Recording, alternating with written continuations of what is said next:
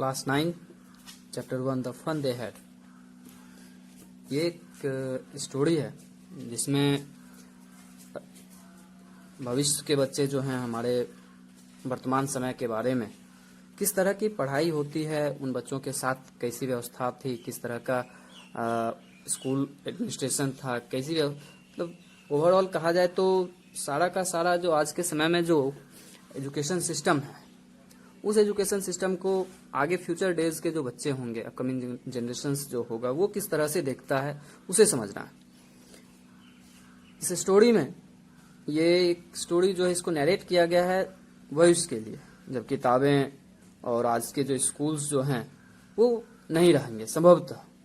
जो आज हम लोग जिस तरह के स्कूलों में पढ़ रहे हैं, जिस तरह की किताबें हमारे समक्ष मौजूद है वो एग्जिस्ट ना करे तो कैसे उन दिनों फिर बच्चे पढ़ेंगे कैसे।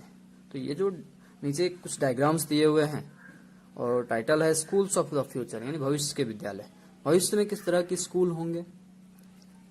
हो सकता है कि लर्निंग जो हो, कुछ सीखना है तो हम लोग कंप्यूटर्स के थ्रू सीखें, ई लर्निंग जिसको हम कह सकते हैं, वर्चुअल क्लासरूम जो कि फुली डिजिटल होगा, स्मार्ट क्लासेस जो आज के हैं वो का एडवांस्ड वर्जन हो सकता है। टीचर्स जो आज के डेट में, आज के समय में जो ह्यूमन टीचर्स हैं उनके जगह रोबोटिक टीचर्स आ सकते हैं।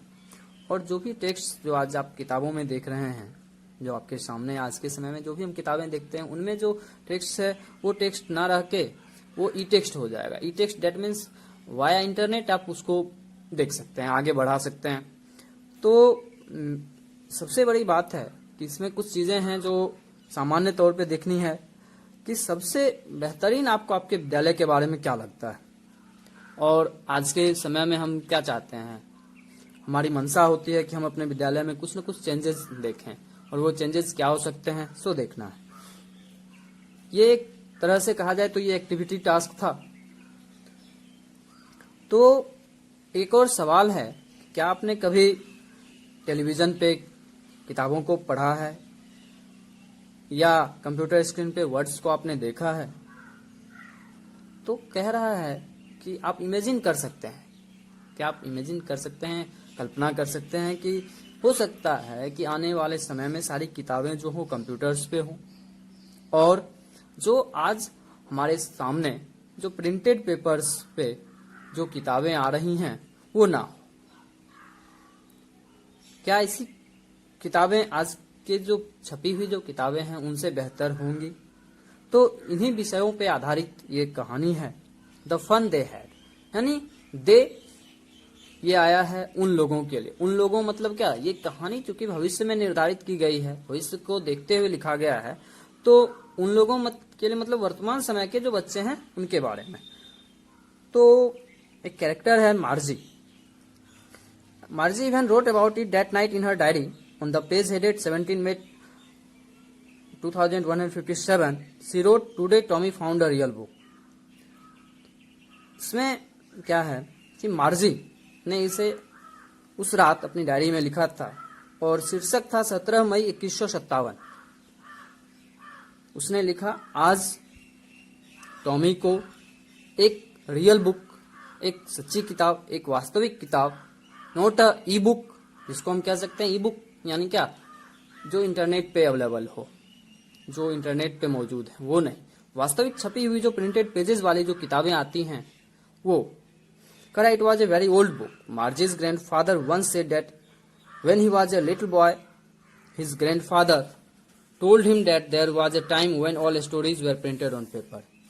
ये वास्तव में यह एक काफी पुरानी किताब थी। मार्जी के दादाजी ने एक बार उसे बतलाया था कि जब वह एक छोटे से बालक थे तो उस वक्त उनके दादाजी ने उन्हें कहा था कि एक समय था जिस समय सारी कहानियां जो होती थी वो पत्रों पे लिखी हुई होती थी। They turn the pages which were yellow and crinkly and it was awfully funny to read words that stood instead of moving the way they were suppose to on a screen you know. यानी वे उन दिनों के जो students थे वो पन्नों को पलटा करते थे जो कि पीले होते थे और धारियां होती थी, मुड़े हुए होते थे। और सबसे मजेदार होता था कि वे जो शब्द होते थे, वे वर्ड्स जो होते थे उन किताबों में, वो आज के समय में जो स्क्रीन पे जिस तरह से मूव कर रहे होते हैं, जो वर्ड हिलडुल रहे होते हैं, वैसा नहीं था। वो स्थिर रहते थे। And then when they turn back to the page before, it had the same words on it that it had when they did it the first time. और जब वे फिर से पीछे पलटते थे पहले के पन्ने को, तो वही वो शब्द हुआ करता था, वही वर्ड्स होता था जो पहले जिसे उन्होंने पढ़ा था। Gee, said Tommy, what a waste, when you are through with the book you just throw it away. I guess our television screen must have had a million books on it and it is good for plenty more. I wouldn't throw it away. Tommy जो है वो एक informal शब्द, मार्जी के लिए असामयिक प्रयोग में कर रहा है। जी, व्हाट अ वेस्ट, क्या कचरा है। When you were through with the book, यानी जब तुम किताबों के साथ होते, you just throw it away, तुम उसे फेंक देते, मुझे लगता है। और ये कह रहा है क्या हमारे टेलीविजन स्क्रीन पे, यानी उन दिनों के जो भविष्य के जो बच्चे हैं, वो अपने बारे में, वो दोनों भाई आपस में डिस्कस कर रहे हैं कि उनके टेलीविजन स्क्रीन पे इस तरह की लाखों किताबें होंगी और उससे भी कहीं बेहतर। I would not throw it away, लेकिन मैं इसे फेंकूंगा नहीं। Same with mine, said Margie. She was 11 and had not seen as many telebooks as Tommy had, he was 30। Margie कहती है कि मैं भी ऐसा ही करती। वो 11 वर्ष की है और जितनी किताबें, जितनी टेली बुक्स मतलब क्या, जो किताबें मौजूदा समय में इंटरनेट पे अवेलेबल हो या डिजिटल बुक्स जो हैं, उनके बारे में कहा गया है। और उसने टॉमी के इतनी किताबों को देखा भी नहीं था। Tommy is older than her. Tommy 13 वर्ष का था। She said, where did you find it? उसने पूछा कि तुमने इसे ढूंढा कहाँ?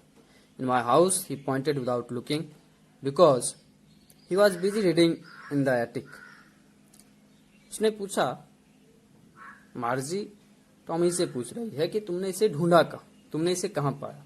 तो बतला रहा है कि अपने घर में।